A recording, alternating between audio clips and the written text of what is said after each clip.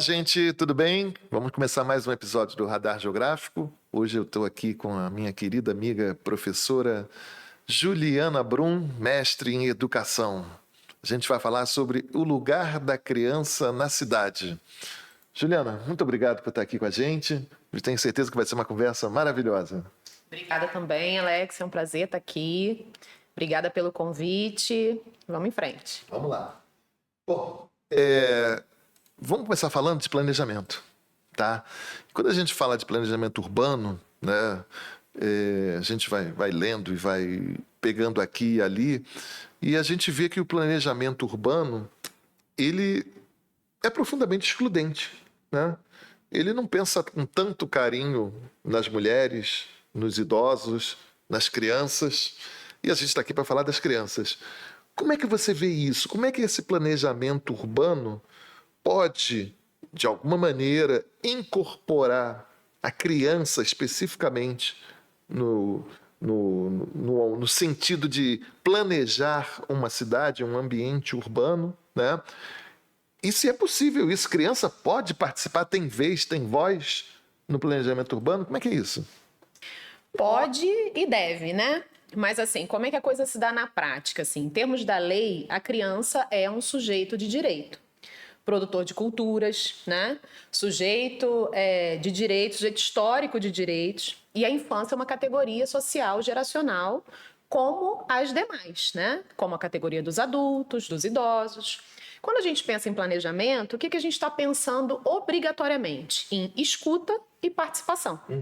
E aí, quando a gente volta para a realidade, como é que é isso na prática, na nossa convivência nas cidades com as crianças, né? Esses sujeitos que compartilham a cidade conosco, que vivenciam essa cidade partida, desigual, cheia de problemas, como é o caso das grandes capitais aqui do Brasil, né?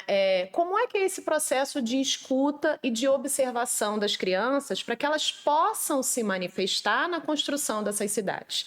Então, acho que você está falando um pouco disso, né? É excludente nesse sentido. Quem pode falar, quem pode opinar e a quem essa cidade está servindo.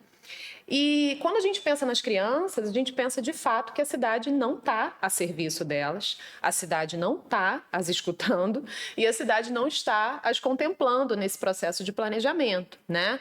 Uma coisa que eu gosto de pensar é que toda vez que a gente vai pensar o lugar da criança na cidade, a gente pensa em quê? Escola, quadra, parquinho, né? Espaço livre. E eu costumo dizer que a gente não quer só parquinho, a gente quer muito mais. A criança não quer só parquinho, né? Sobretudo esses parquinhos padronizados, engessados, que quebram com facilidade, ou que ficam em espaços inseguros, ou que ficam expostos ao sol, né? Que a criança não consegue utilizar em boa parte do dia. Pensar a cidade para a criança não é pensar espaços onde a criança fique confinada, né? Pensar a cidade com as crianças é o que interessa aqui para a gente, né? Então, a criança, quando ela divide a cidade conosco, a gente não pode pensar que o lugar dela está restrito à escola, né? Ou aos espaços considerados para crianças, porque esses espaços que são para crianças, quando eles são pensados exclusivamente por adultos, eles não contemplam os interesses das crianças, né? Então, assim, o que a criança quer? Ela quer o mesmo escorrega colorido, ela quer a mesma praça, o que ela está dizendo sobre essa praça, né? Como ela brinca, como ela interage com esse meio, como ela se localiza, como ela se desloca por esse espaço, né? E a escola não vai dialogar com a cidade, né? A escola é parte da cidade, a comunidade escolar é parte da cidade. Então, a escola também precisa ser ouvida, essas crianças também podem ser ouvidas através da escola. Então, a ideia do planejamento urbano, né, dos planos diretores municipais, que contemplam a participação infantil, seria nesse lugar, né, de começar a olhar para as crianças, compreender que elas, como sujeitos, habitam a cidade conosco e que, portanto, elas precisam opinar sobre essa mesma cidade. Né? Elas têm, em função da vivência delas, um olhar específico para essa cidade. Né? A gente olha para a cidade, a gente pode estar no mesmo ponto. A criança, em função dela estar nessa categoria geracional da infância, ela percebe a cidade diferente da gente. Sim, sim. Né? Então, acho que é um pouco por aí que você está trazendo. Né? Assim, como faz para trazer essa criança que já está ali? Como é que a gente faz para contemplar né, essa criança que já está ali conosco e que muitas vezes a gente não para escutar, não para observar, ou então a gente quer mesmo confinar, né? E como é que a gente faz, então, para trazer essa participação efetiva da criança nesse ato de planejar? Sim. Eu gosto muito de pensar essa ideia de trazer a criança parando um pouquinho para estudar a infância, né? Para compreender a infância. Todo mundo foi criança, né? Uhum. Mas, obviamente, todo mundo foi criança, nenhuma novidade aí. Mas a infância, ela começou a ser estudada e olhada como categoria social muito recentemente, né? A criança, antigamente, ela era olhada como o quê? Com um adulto em miniatura, uma tábula rasa, né? A gente estava aguardando a criança chegar na idade adulta para que ela servisse para alguma coisa, né? E hoje em dia a gente já entende, né, através de documentos, legislação, que a criança é sujeito, né? Já falei, estou aqui retomando. Por quê? Para a gente compreender que na infância tem determinados modos, né, de se comportar, de agir, de se expressar, que são próprios das crianças, né? E que dentro dessa categoria infância, a partir do momento que a criança está num determinado território, né, a criança, se ela é menino ou se ela é menina, ela se relaciona com o espaço de formas muito particulares, né? A partir do seu território, a partir dos seus marcadores identitários, a criança vai se expressar a uma determinada maneira, né? Então, escutar a criança primeiro implica em estar com elas, né? Então, é estar com ela dentro da escola, é estar com ela nos espaços públicos da cidade, é estar com ela nos espaços privados, onde ela vai se relacionar em âmbito de família, né? E etc. Então, assim, conviver com as crianças é o fundamental para a gente compreender essas linguagens e essas formas de expressão. Cada criança, a partir da sua respectiva infância, né? Por isso que hoje em dia a gente fala das diversas infâncias, né? Ela vai se expressar de uma forma, então ela vai ter algo a dizer a partir dessa vivência, né? O sujeito criança, em contato com o seu território, com o espaço, com o seu sentido, com o seu olhar, vai construindo as suas vivências. E a partir disso, essa criança, né, vai ter o que dizer. Ela pode estar na mesma cidade que a gente. O que ela vai enxergar é diferente do que eu vou enxergar, do que você vai enxergar. Tá?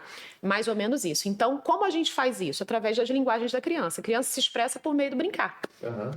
E a gente sabe o que é brincar? A gente deveria saber, mas a gente esquece.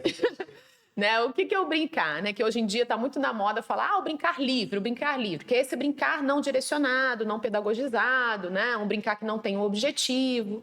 E, de fato, o brincar, na sua origem, ele já é livre. Ele não é pedagógico. Né? Ele não deve ser psicologizado o tempo todo. E ele não tem que ter um objetivo, um resultado, um produto final. Ele não precisa disso. Né? O brincar, ele acontece... É simplesmente brincar. É simplesmente brincar. Quando vê, já aconteceu. Né? A Alicia Fernandes, que é uma psicopedagoga argentina com quem eu estudei, ela fala que o brincar, ele acontece porque sim. Não é porque não é porque alguém mandou, não é porque alguém determinou. Você pode até promover uma recreação com elementos lúdicos, convidar a criança, estimular uma determinada brincadeira sem problema nenhum, tá? Mas a criança, ela vai brincar a partir do momento que ela existe. Ela existe por meio do brincar, né? O modo da criança estar no mundo e compartilhar a cidade com a gente é por meio do brincar. Então, observar esse brincar é também escutar a criança. Isso é um primeiro ponto. Como a gente faz isso? Respondendo a tua pergunta, né? Como a gente faz isso? Estar com as crianças, observá-las brincando é uma forma de escutar as crianças. Criança se expressa através de desenho, de pintura, né? Criança é capaz de fazer um mapa afetivo, né? Dos espaços que ela vai... pelos quais ela vai se deslocar na cidade, né? Então, assim, tudo isso vira instrumento de escuta pra gente. A pesquisa com criança é isso, é estar com elas e observar. E se colocar no exercício de escuta, mas por esses caminhos. A criança fala através de silêncio, a criança fala através de gestos. O corpo da criança é um corpo vivo, né, que está ali o tempo todo dizendo para a gente o que quer, o que deseja, porque a criança é saudável, ela quer, ela faz. Quando você vê, ela já fez. Ela está com uma caneta na mão, para a gente é uma caneta. Para ela, é um avião. Foguete, né? Ela vira uma espada, né? Então, assim, esse brincar, esse brinquedo, né, que entra, o brinquedo que acontece por meio do brincar, né? Por isso que eu digo, não necessariamente um parquinho vai resolver a permanência, a estada da criança na cidade. Não, ela pode brincar de outras formas, ela brinca com o próprio corpo, né? E a gente está habituado a isso, a gente está preparado a isso, a gente está considerando a criança mesmo... Não, tem que ter um parquinho, tem que ter uma quadra, né? Porque senão a gente não está olhando para a criança. E o contrário também. Então, porque tem parquinho, porque tem a quadra, o problema da criança na cidade está resolvido. E não, a criança tem o que dizer, né? A criança olha para a cidade, ela tem o que dizer, e normalmente o que ela diz é muito certeiro, né? Naquilo que precisa ser modificado, naquilo que pode ser, ter uma outra característica, ser mais amigável, mais acolhedor. A gente vive em cidades muito hostis, né? E a gente percebe muito isso quando a gente anda com crianças. Eu comecei a despertar muito mais para a infância, apesar de ter estudado psicopedagogia, infância, aprendizagem, o meu despertar para a infância veio na minha gestação. Porque eu deixei de ser uma mulher andando na cidade, né, que já é também uma andança muito peculiar, né, para ser uma gestante. E depois uma mãe de bebê. E depois uma mãe que amamenta o seu bebê. E depois uma mãe de um bebê e uma criança, né? E depois 2 crianças, né? Então, assim, tudo isso me chamou para olhar como a gente é hostil, como a gente se coloca de forma hostil, a gente cidade, né? A gente mundo, aqui fora dos adultos, se coloca de forma hostil para as crianças. Uma coisa interessante que vai nessa direção é porque parece que a gente não quer fazer esse exercício todo que você está falando. A gente, que eu falo, por exemplo, o planejador, o adulto, né? Então é mais fácil fazer um monte de pracinha igual em todas as cidades do país. A gente pode falar que existe diferença de uma criança que mora, por exemplo, numa cidade litorânea para outra que mora numa cidade do interior? Será que o espaço seria pensado da mesma maneira? A gente pode pensar isso numa diferenciação a partir disso? Deveríamos, né? Deveríamos, assim, né? Os territórios, eles guardam diferenças, né? E se essas crianças constroem as suas infâncias em contato com esses territórios, é super importante que essas diferenças apareçam no espaço, no mobiliário, enfim, na oferta de possibilidades de brincar, até nas escolas, né? Só que a gente não pensa nisso exatamente porque a gente não escuta as crianças, né? Então, assim, pensar planejamento com criança é primeiro pensar que a sua ideia de espaço livre, espaço de brincar, pode não ser a mesma que uma criança. E uma criança da cidade do interior, uma criança de uma grande metrópole, de uma cidade menor, né? O quanto de rua essas crianças têm, o quanto de carro que vai atravessar no caminho dessas crianças, o quanto que essas crianças... Tem criança que observa a cidade através da janelinha do automóvel, né? Ou do ônibus, ou do trem. Tem criança que anda muito a pé, tem criança que anda muito de bicicleta. A gente vive num país com municípios, né, muito para o interior e que a criança anda 2 horas até chegar na escola, atravessa rio até chegar na escola. Então, pensa na riqueza de um mapa afetivo, por exemplo, né, dessas crianças pelo Brasil afora, né, de uma que vê pela janelinha do carro, de uma que atravessa um rio para chegar numa escola, né? Pensa naquele exercício básico que a gente faz normalmente, né, nas aulas de geografia, né, um mapa afetivo do seu trajeto casa, escola, casa.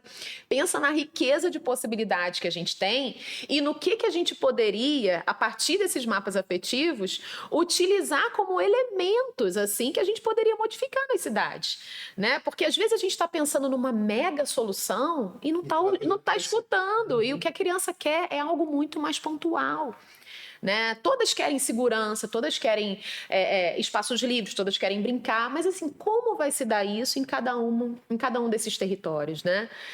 As infâncias brasileiras, elas têm muita riqueza, elas têm, se a gente for olhar, tem um documentário que eu gosto muito de passar também nos grupos de estudo, que chama Territórios do Brincar, que é um documentário que a Renata Meirelles, que é a diretora, ela rodou o Brasil inteiro, né, pegando assim como as crianças estão brincando em cada uma das regiões. Então ela filmou, se não me engano, são 11 cortes assim, e é uma coisa impressionante. Eu super recomendo, sempre passo e sempre é muito rico ver, eu revejo, porque vai mostrar exatamente essa diferença. Diversidade, a diversidade, a diferença e de como dessas formas peculiares a criança tem sempre alguma coisa para dizer para a gente. A gente muitas vezes não quer escutar. Mas elas estão dizendo a todo tempo. E uma outra coisa também, Alex, que eu gosto de pensar é o seguinte. Às vezes a gente diz assim, então para criança tem que ser colorido, Sim. Tem que falar baixinho, tem que falar fazendo vozinha fina, tem que ter um teatro, tem que ter um brinquedo inflável. Não. Não, não precisa, né? Assim, a gente precisa escutar as crianças e entender o que elas querem. Porque em função disso, em função da gente minimizar e padronizar o que a gente oferece para as crianças, hoje a gente vive cidades que padronizam também os espaços de brincar. Então, o que é o espaço de brincar? E os pais estão oferecendo isso achando que estão fazendo super bem para as crianças, que é aquela brincadeira padronizada dentro de shopping, que é pague por meia hora e deixe seu filho brincar ali, né? E às vezes a criança não quer estar ali. Às vezes ela fala, eu já vim aqui 5 vezes, é tudo a mesma coisa, né? Seja um ambiente colorido e tudo mais. Exato. Não necessariamente. Exato. Nem tudo precisa ser assim quando a gente pensa a criança, né? E as possibilidades de brincadeira. Elas têm as possibilidades de brincadeira, a gente só precisa dar o tempo e dar espaços, sim, seguros, espaços amigáveis, espaços onde os adultos garantam a sua segurança no sentido de uma contenção respeitosa, né? Não no sentido de dizer, você pode fazer isso, você não pode, mas no sentido de estar aqui, olha, ó, não passa aqui não, que aqui passa carro, né? Se todos os adultos se comprometessem com essa infância, talvez a gente já começasse a ter cidades menos hostis, né? A função de educar, ela é da família, ela é da escola, mas ela é de cada um cidadão adulto também, né? Porque somos nós que apresentamos o mundo para as crianças que chegaram depois. Elas são recém-chegadas aqui. Então, cabe a gente fazer essa contenção respeitosa, fazer esse limite amoroso, dizer como é que as coisas funcionam, respeitar a criança. Quantas vezes a criança está andando na calçada com a mãe, né? E a mãe tem que puxar a criança, porque tem uma pessoa apressada atrás que não consegue esperar aquela criança. Eu entendo a nossa pressa, né? Sim. Mas a gente não para nem para olhar, que pode ser difícil, né? Ser uma criança eternamente arrastada, né? E olhando para cima, né? Por que a gente também não pode, às vezes, desacelerar um pouco, né? E olhar também, abaixar um pouco, silenciar, para conseguir escutar. Pois é, e deixa eu te fazer uma pergunta. Nesse momento que a gente está vivendo hoje, já há algum tempo, mas que é característico dos dias atuais, onde os pais muitas vezes não têm tempo, trabalham, e muitas vezes, enfim, a criança fica sozinha durante uma parte, sozinha sem os pais, né? Sim. Uma parte do dia. Como negociar isso? E aí acho que é mais fácil a criança ficar em casa, né? Televisão, internet, videogame, celular. Isso não ajuda, né? Ajuda. Nossa, pensar nisso é pensar também em qual lugar da criança nessa cidade. Né? Assim, o que a gente está oferecendo para as crianças na cidade? Quando a gente pensa em criança e cidade, em cidades que funcionam, a gente pensa o quê? Escola. Então, qual é a solução que a gente tem encontrado muitas vezes? Estender o período da criança na escola. A escola, ela cumpre um tempo social, né? Que é o tempo dos adultos, que é o tempo do trabalho. Isso. Né? Uma criança, ela não tem necessidade, vou falar uma coisa super perigosa aqui, mas os educadores vão me entender. Uma criança não necessariamente precisaria ficar 12 horas numa instituição escolar, né? Sobretudo num espaço de educação infantil, como que acontece muitas vezes. A gente faz isso porque precisamos trabalhar, sobretudo as mulheres, que são as principais responsáveis, né? Pelo cuidado com essas crianças. Então, a gente resolve uma parte do dia dessas crianças com a escola. A outra parte... tem aquele provérbio que todo mundo gosta de repetir, né? A gente precisa de uma aldeia para educar uma criança. Mas quem quer ser aldeia? Quem pode ser aldeia hoje? Né? Então, assim, antigamente as famílias moravam próximas, as avós, as tias dividiam o cuidado, né? Ficava todo mundo na casa de um ou na casa de outro. Hoje em dia as famílias estão morando mais distantes, as pessoas contam com funcionários ou contam com a escola, ou a criança fica sozinha, fica na rede social, fica na tela. Então tem toda uma discussão sobre isso hoje. Mas eu sinto que a gente quer resolver sem mexer nas estruturas. A gente precisa mexer nas estruturas, a gente precisa falar sobre isso. Como é que a gente pensa, por exemplo, a educação das crianças numa sociedade como a nossa, sem pensar em política pública que atenda as mulheres, sem pensar em política pública que entenda que a criança não precisa só de escola. né? O museu é um equipamento urbano interessantíssimo para a gente pensar a permanência das crianças em determinada parte do dia. Uma casa de cultura, um espaço de convivência, uma biblioteca popular comunitária. Tudo isso são espaços dentro das cidades que podem acolher essas crianças quando pensados com esse objetivo. Né? Então, é entender que a criança ela vai ter um período em casa, ela vai ter um período na escola e o restante. A cidade é responsável, nós somos responsáveis, a sociedade também é responsável. Então, a gente precisa se encontrar e estabelecer acordos, soluções coletivas, pressionar por políticas públicas, pensar em espaços que possam, de fato, acolher e educar também essas crianças, porque a educação não se dá também só na escola, e já é outro tema de podcast. A educação não se dá só na escola, ela também se dá nos espaços, nos encontros, nas relações, né? Então, eu não sei se... Mas eu acho que essa ideia, né, de mexer na estrutura e de pensar política pública, talvez a gente tenha algumas pistas de como resolver esse problema real, né, de que as crianças estão sozinhas em casa ou presas nas telas. Enfim, a discussão é mais profunda do que simplesmente não deixar na tela. Sim. Porque você está falando, por exemplo, de museu, às vezes a gente escuta determinadas falas que vão na direção contrária, né? Isso não é lugar para criança, né? E você está falando de casa de cultura, às vezes até teatro. Não, isso não é lugar para criança. E a gente volta ao início. Mas qual é o lugar da criança, então? É ficar na escola, da escola para casa, e da casa vai para o parquinho, desce, não escorrega 3 vezes e volta para casa. Acho que a coisa tem que ir. Tem que ir numa outra direção, né? Dessa escuta, né? Para pensar também. Você conhece algum caso assim de algum município que implementou de alguma maneira essa escuta de crianças na hora de fazer o seu plano diretor, o seu planejamento, as suas ações? Que a gente está falando de planejamento, mas às vezes são ações até pontuais. Você tem algum conhecimento de alguma experiência exitosa nessa direção? Sim, eu vou poder falar também do trabalho que a gente desenvolve há 2 anos, né, no estado do Espírito Santo. A gente fez a gente executou, né, uma equipe, deixa eu contar a história inteira, uma equipe de professores da Universidade de Vila Velha com uma equipe de professores da UFES, né, numa parceria de um programa de extensão. A gente desenvolveu um trabalho de revisão do plano diretor no município de Piúma, que fica no estado do Espírito Santo, é um município pequeno, né?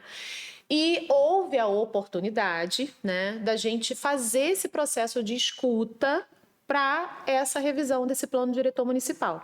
Então, uma rede municipal de escolas, né, pequena, né, concentrada, isso facilita muito. Desculpa, isso foi uma proposta de vocês ou foi um pedido da prefeitura? O pedido da prefeitura era de revisão do plano diretor. A equipe tem arquitetos e urbanistas, geógrafos, e foi pedido que houvesse o plano diretor. Como eu estava também nessa equipe e a gente pôde também ter um espaço para dialogar sobre a escuta das crianças, entendendo que se a criança é sujeito, vamos também ouvi-las nesse processo, já que vamos fazer o trabalho de revisão.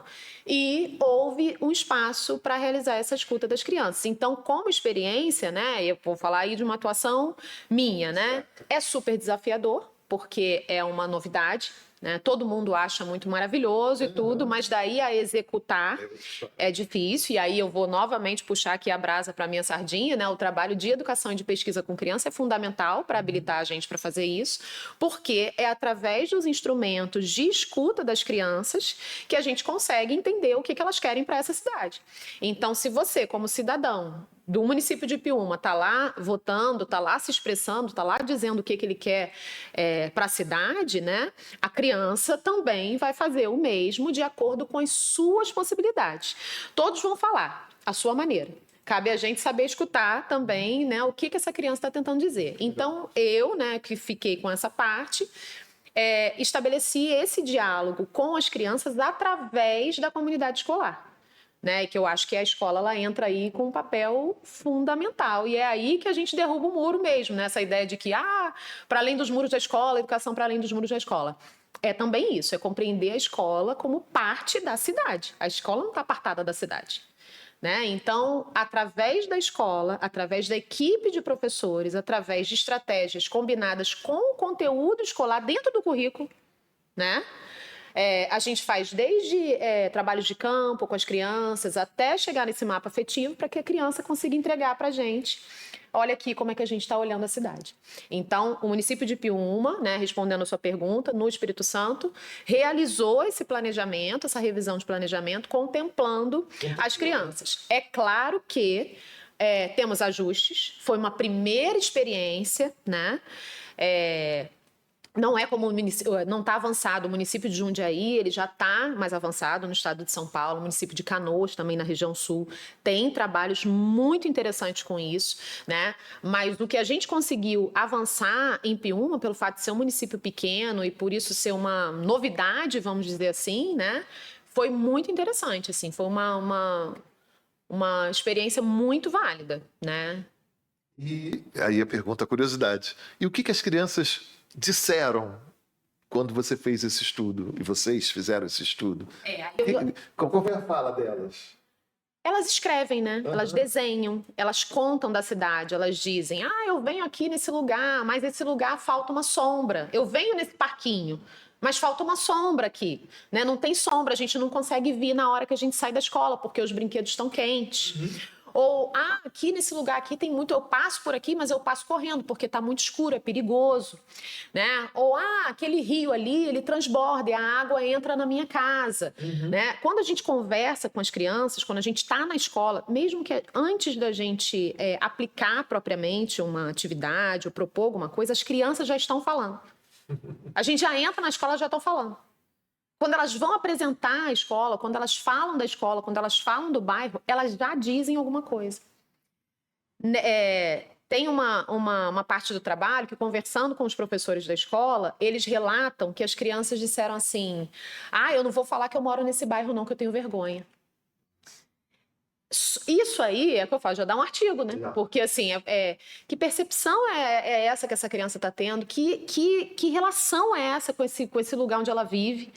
Né? Que território é esse que está dando esse tipo de informação, né? Ter vergonha é um sentimento que é forte, né? É fortíssimo, né? Para uma criança pequena não querer dizer, para um adolescente não querer dizer que ele é dali, e é comum a gente ouvir isso, né? Não é nenhuma novidade, mas a gente acaba naturalizando. E quando a gente escuta os professores dizerem com tristeza que ouvem isso dos seus alunos,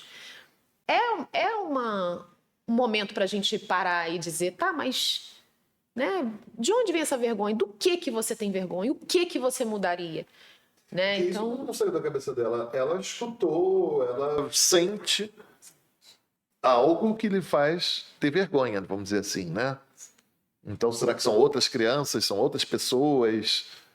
Na TV, no jornal, ela escuta e fala: poxa, eu moro nesse lugar, então não é legal? Eu não pude aprofundar essa discussão, essa fala, ela chegou para mim a partir da professora, né, da escola, que relatou. Esse processo de escuta específico, ele foi feito através de um site, né? A gente não conversou diretamente com as crianças, a gente conversou com as crianças, ouviu as crianças por meio da equipe da escola, né? Isso é um ponto para se destacar. E, para uma próxima vez, né, de repente, num outro município, poder estar com as crianças. Mas, bom, retomando. Criança produz cultura, mas ela também está inserida numa cultura que a gente constrói diariamente, né? Então, eu creio que uma fala dessa dialogue com a percepção dela, com o olhar dela, sim, e com aquilo que ela ouve de fora, né? Ela ouve de fora, traz para dentro e retorna para fora. Né? Então, esse encontro com o espaço, ela é capaz de dizer algo. Né? E se ela fala, se ela repete, se ela escolhe repetir que tem vergonha, né? Ainda que não seja uma fala original dela, é porque isso tem alguma coisa para... Né? Ela tá enxergando aquilo, ela tá sentindo também aquilo de alguma forma. Né? Ela poderia dizer outra coisa, mas ela diz: eu tenho vergonha de morar aqui, eu não vou falar que eu moro aqui. Pelo que você está expondo, a gente vê que são várias etapas, é um processo, na verdade, que tem que ser implementado. Mas, assim, em termos mais práticos, por que é tão difícil a gente ter essa participação da criança, essa fala ser escutada, né? Ser provocada e escutada? Por que é tão... É algo que é tão comum? Por quê? Eu sou muito questionada por isso. E, antigamente, eu sempre trazia uma fala que é muito comum, que é, infelizmente falta vontade, porque a gente, né, nada morre na praia, às vezes tem um projeto super interessante e a coisa não acontece, muda o governo, né, muda a proposta, enfim. E eu, ultimamente, não tenho escolhido dar essa resposta. Eu tenho escolhido dar a resposta a partir do meu percurso, assim. Aí vou falar também muito claramente. Alguns anos atrás, em 2015, eu fundei um projeto chamado Brinca Cidade, Sim. que era um projeto que convidava as pessoas a olharem para a presença das crianças na cidade. Ele compreendia um encontro entre pessoas adultas, crianças, famílias, escolas, quem quisesse participar. Ele era totalmente gratuito, oferecido para a comunidade gratuitamente. Existiam espaços de brincar e pessoas parceiras que ofereciam possibilidades de brincadeira junto às crianças. E a gente fazia em paralelo uma roda de conversa, né? Um bate-papo mais ou menos como esse, com outras pessoas, em que a gente discutia exatamente isso, para informar criança, sujeito de direitos, o que é infância, categoria geracional, o que é conviver com essas crianças na cidade, como a gente pode construir cidades mais amigas das crianças, né? Esse projeto, ele foi uma ação que educou, que informou, que acolheu, que possibilitou. Tem determinados espaços da cidade do Rio de Janeiro, por exemplo, que as pessoas não sabiam nem que podiam entrar. Os Jardins da Cidade das Artes, que fica na Barra da Tijuca, né? Hoje Cidade das Artes Bibi Ferreira é o nome. As pessoas achavam que não podiam entrar ali. No entanto, podem e devem entrar. E foi por meio do Brinca Cidade que elas puderam se encontrar com essa possibilidade. Então, eu hoje escolho pensar dessa forma. É difícil? É. Como é que a gente faz? Indo para a prática. Indo para a prática. Esse Brinca Cidade, esse meu projeto, virou tema da minha pesquisa de mestrado. Eu levei isso para a universidade. E agora eu trago de novo e vejo como é que a gente dialoga novamente com essa cidade. Então, o que eu penso, Alex? Uma vez identificado o problema, se debruçar naquilo que já foi produzido. A gente, no âmbito da educação, da sociologia da infância, a própria geografia da infância, né, que desenvolve trabalhos assim incríveis com as crianças, o tempo todo a gente está falando sobre isso. Como escutar as crianças, o que elas fazem, o que elas têm para nos dizer, como é que elas vivenciam os espaços dos bairros, dos territórios, né? O que elas podem dizer, o que elas nos contam sobre a cidade, né? Tem textos exatamente até com esses títulos, o que as crianças nos contam sobre a cidade, né? E a gente precisa se debruçar sobre essas leituras, revisar os documentos, porque a gente faz leis, as leis estão aí, e por alguma razão o sujeito não consegue acessar, né? O direito, ele não é algo que nasce com a pessoa, né? Você tá lá escrito que você tem direito, mas às vezes para você ter aquele direito, você tem que brigar, né? Isso acontece muito com as crianças. E parar de pensar a criança como resolver a vida da criança é botar lá na creche, é botar lá na escola. Não. Né? Então, assim, hoje eu escolho responder essa tua pergunta por esse viés, assim, tenho que fazer. Temos um desafio? Temos um desafio estrutural. Temos o caminho de ficar reclamando dessas impossibilidades e temos o caminho de construir ações, ir às ruas, pegar na mão das crianças, escutar as crianças. E digo mais, é escutando as crianças que a gente aprende sobre elas. A gente aprende sobre elas com elas. A gente não aprende sobre elas lendo a minha dissertação de mestrado. Vocês podem ler também, mas... A gente aprende sobre as crianças estando com elas. Elas vão dizer sobre elas melhor do que qualquer pesquisa. Só que a gente precisa se disponibilizar. E recomendo porque a gente aprende muito mais que ensina. Sim. Né? E não pensem que é uma coisa assim muito doce, muito romantizada. Não. O trabalho de estar com as crianças é um trabalho assim extremamente profundo e ele modifica a nossa forma de pensar a cidade. Isso eu posso garantir. Trazendo a coisa para o lado político, né? A gente vive numa democracia representativa, né? Então, claro que a gente percebe nas últimas décadas, né, essa sociedade multifacetada com vários grupos que a partir de eleições, candidatos a deputados, vereadores, né, representam esses grupos, ou às vezes as pessoas do próprio grupo se representam. Então você vai ver não só em relação a profissões, mas deputados, vereadores que vão defender as causas dos idosos, que vão defender a causa de trabalhadores, de mulheres.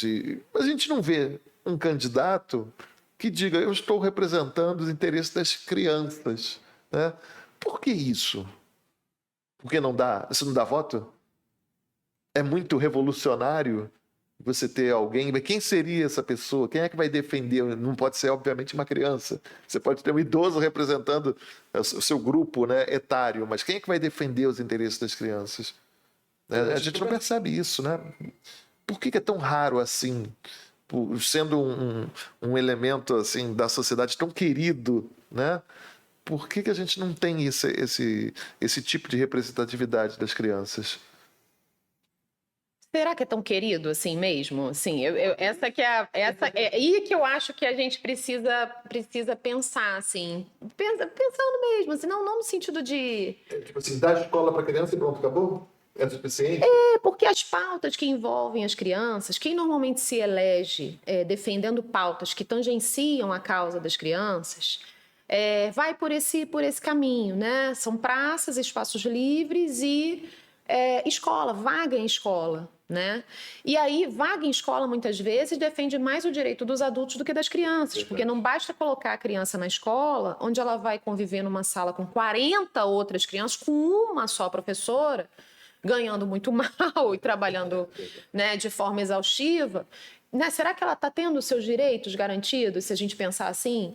Então, eu acho que a gente se habituou a dizer que gosta das crianças, ama as crianças, protege as crianças, cuida das crianças, mas a gente não está sabendo fazer isso na prática. Eu gosto muito de uma fala da Bell Hooks, que ela fala que amor é compromisso e responsabilidade. Amor não é pegar no colo, dizer que é fofo, fazer festa de aniversário, fazer parquinho colorido. Amor é compromisso e responsabilidade.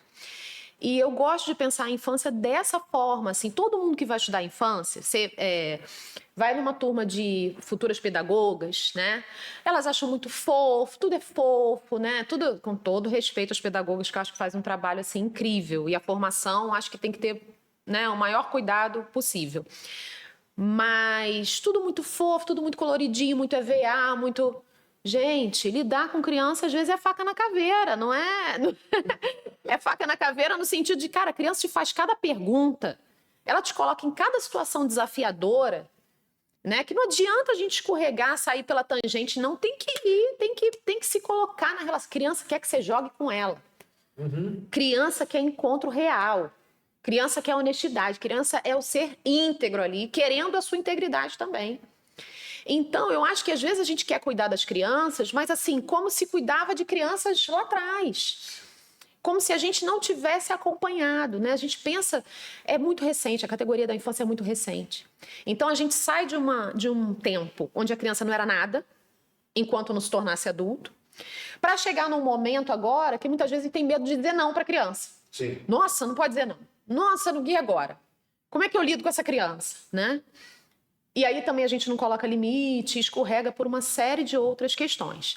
Mas voltando, primeiro questionamento que eu faço, será que a gente gosta das crianças nesses termos, né, de Bell Hooks? Será que a gente está comprometido, né? E será que a gente se responsabiliza pelas crianças? Será que a gente pega lá a legislação e o currículo e vê lá que se... Ou será que a gente cai na síndrome de Gabriela? Eu nasci assim, vou crescer assim, fui criada assim, minha mãe me criou assim, minha escola funcionou assim, então eu vou fazer assim. Criança sofre muito dessa síndrome de Gabriela dos adultos, né? Que assim, eu fui assim, essa escola sempre funcionou assim. Por que não dá? Né? Pra que eu vou fazer diferente? E aí eu tô cortando aqui na própria carne, né? Que são os nossos colegas, né? Que muitas vezes, em função de diversas razões, dão essas escorregadas. No entanto... a legislação tem problemas? Tem. As orientações, as diretrizes têm problemas. Mas a gente avançou um pouquinho, né? Então, assim, a criança tem direitos. Ela precisa ser escutada. Ela precisa se movimentar. O brincar, por exemplo, é um direito garantido por lei. A gente tem o Dia Mundial do Brincar, a gente tem uma Semana Mundial do Brincar. O brincar, ele é condição fundamental para que a criança lá na frente aprenda a ler, escrever, para que ela se interesse por arte, por cultura. Né? Então, assim, o brincar, ele é um direito a ser urgentemente resguardado. Será que a gente está fazendo isso? Né? Porque você bota na escola de 8 até as 5, é uma atividade atrás da outra. Aí o brincar vira até um compromisso, né? Uma obrigação. Quando a massinha tá ficando legal, tá na hora do banho de mangueira. Quando o banho de mangueira ficou legal, tá na hora de tirar a soneca. Aí vai aquele monte de criança que não quer dormir, mas tem que dormir, porque tá na hora. E tem também uma questão assim que, não sei se você vai concordar comigo, mas parece que também há uma intromissão na vida da criança no sentido do brincar. Não fica descalço, não corre, não pode sujar. Quer dizer, é um cerceamento tão grande que, enfim, não há um respeito, né? Sim. Que passa por isso, para ela brincar, ela fazer, dentro de determinados limites de segurança, como você falou, fazer o que ela quiser, né? É dar asas a essa imaginação que, de repente, é o tempo todo podada, né? Exato. Eu aprendi muito lendo um autor norueguês chamado Kvortrup, com Q. Depois eu vou deixar tudo isso. Tá. E ele discute as questões que envolvem proteção e controle. O que é proteção e cuidado e o que é cerceamento, o que é controle excessivo, que mais impede a criança do que possibilita. Aham. Então, assim, a gente, com os nossos medos adultos, né, compreensíveis, Eu sei. a gente muitas vezes impede que a criança se lance, que ela pule. Esse documentário que eu citei há pouco, O Território do Brincar, tem algumas localidades do Brasil que as crianças estão com um facão enorme. E as mães veem o documentário e falam, meu Deus, eles brincam assim. E eu falo, isso é da vida deles. O pai já usa esse facão, ele maneja esse facão desde pequenininho. É completamente diferente de você soltar um facão na mão de uma criança urbana que mora num condomínio. Né? Mas, assim, guardadas as devidas proporções, algumas manifestações, expressões, a gente precisa possibilitar. A criança precisa ser desafiada. Hoje em dia estão se falando muito dos parquinhos naturalizados, né? Algumas iniciativas na Alemanha, em outros países europeus, assim, que são parquinhos com elementos da natureza, né? Onde a criança pode manejar aquilo, pode se lançar. Às vezes é uma situação de risco, mas ela precisa daquele risco. A criança, ela quando sobe numa árvore, subida de árvore também dá vários artigos, porque ela precisa se testar, ela precisa testar para ver se o pé vai escorregar. Aí ela encontra um apoio. Aí será que esse apoio é suficiente? Ela vai precisar da força do braço. E assim ela vai na medida da sua possibilidade. A criança ela não vai sair se jogando, ela não vai botar a mão no fogo e se queimar. Ela sabe que o fogo queima. Quando ela chegar pertinho do fogo, ela vai afastar. Agora, muitas vezes a gente não deixa. O que a gente faz? Vai cair. A criança não ia nem cair, mas agora ela vai, né? Então, a gente deixa se experimentar pouco. Na escola, então, se faz muito isso. Por quê? Criança cai, criança se machuca. E devolver para a família uma criança machucada às vezes, comprometedor. É ruim para aquele profissional de educação. Então, é claro que tem uma série de discussões que a gente está fazendo aqui de uma forma muito superficial. A gente pode, né, marcar outras e enfim. Mas a ideia é que a gente precisa trabalhar os nossos medos e entender o que é educar e o que é controlar, né? O que é proteger e o que é confinar. São coisas diferentes e a criança precisa que a gente trabalhe isso para que ela tenha a sua infância mais respeitada, né? A gente precisa trabalhar coisas na gente para que a criança possa se libertar e aprender. Antes de escrever, ela tem que pular muito, ela tem que cortar muito papel, né? Ela tem que subir muita árvore. E a gente, muitas vezes, quer que elas escrevam antes de fazer isso tudo. Não, o importante é escrever. E o que assusta um pouco é que, às vezes, esse cerceamento que você está falando, às vezes, não acaba com o fim da infância, continua. Então, você vai tendo adolescentes que também são cerceados o tempo todo, que não pode. E que tipo de adulto que a gente vai ter, né? No final das contas, que foi criado não podendo fazer as coisas que são inerentes de uma fase da vida, né? A gente, infelizmente, já está indo para o nosso final, tá? E é claro que a gente encerra aqui com aquela tradicional pergunta. E o futuro? os desafios. Como é que você vê? Você é otimista, você é pessimista? A gente sabe que a gente tem muito trabalho pela frente enquanto sociedade, mas pensando sociedade, escola, universidade, pesquisadores, como é que você vê esse futuro, os obstáculos, os desafios que a gente tem para ter essa faixa etária definida por lei, como você falou, que seja respeitada e que tenha um momento assim de ser realmente considerada como cidadã. Sim. Olha, eu vejo nem com otimismo, nem com pessimismo, mas com aquele realismo no sentido do que é possível agora, né? A gente prepara o futuro a partir do que a gente está fazendo no hoje. Então, se a gente ficar pensando muito, né, no que está comprometido em termos do universo da infância, a gente não sai de casa. A gente nem faz mais pesquisa com criança, né? Ao mesmo tempo, quando a gente está com as crianças, a gente fala: isso aqui tem jeito. Isso aqui é possível. Então, se eu posso, né, dizer alguma coisa só posso dizer a partir da minha experiência, né, a partir do meu lugar. Sou mãe de 2 crianças, ainda tenho uma longa trajetória pela frente, sou educadora, sou pesquisadora da infância. Então, assim, o que eu posso fazer é seguir ouvindo as crianças, estando com elas e, a partir delas, pensar em pequenas soluções, pequenos caminhos, pequenas brechas, pequenas revoluções, né? Pequenas quebras aí de paradigmas, para que a gente vá avançando gradativamente. A minha esperança, o meu esperançar está todo nesse meu contato com elas, né? O que eu penso é isso: temos um problema estrutural, precisamos resolver.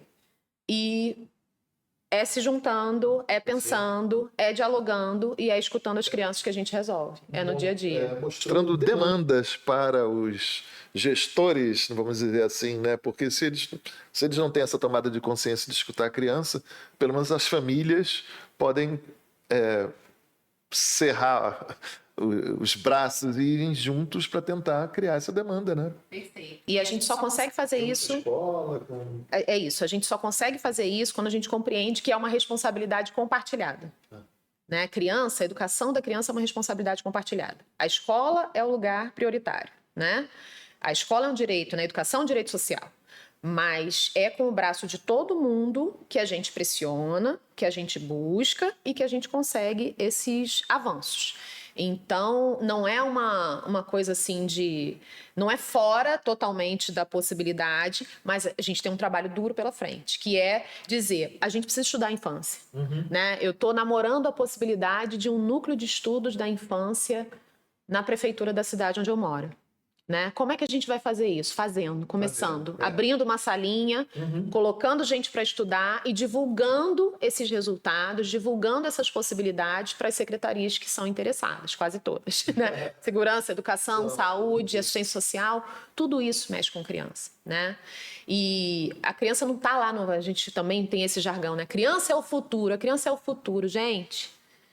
A gente precisa preparar o presente com essas crianças, né? Depende do que esse futuro, ele depende do que a gente está entregando para elas hoje, né? E construindo com elas também, que eu gosto sempre de frisar, é com elas, não é para elas, não é sobre elas, é com elas. Perfeito. Não teríamos mensagem melhor para a gente encerrar a nossa conversa aqui. Juliana, muitíssimo obrigado por você estar aqui dividindo a tua generosidade, dividir o teu conhecimento aqui com a gente. Eu que agradeço, adorei. Ótimo. Voltamos na próxima semana com mais um episódio do Radar Geográfico, gente. Até logo.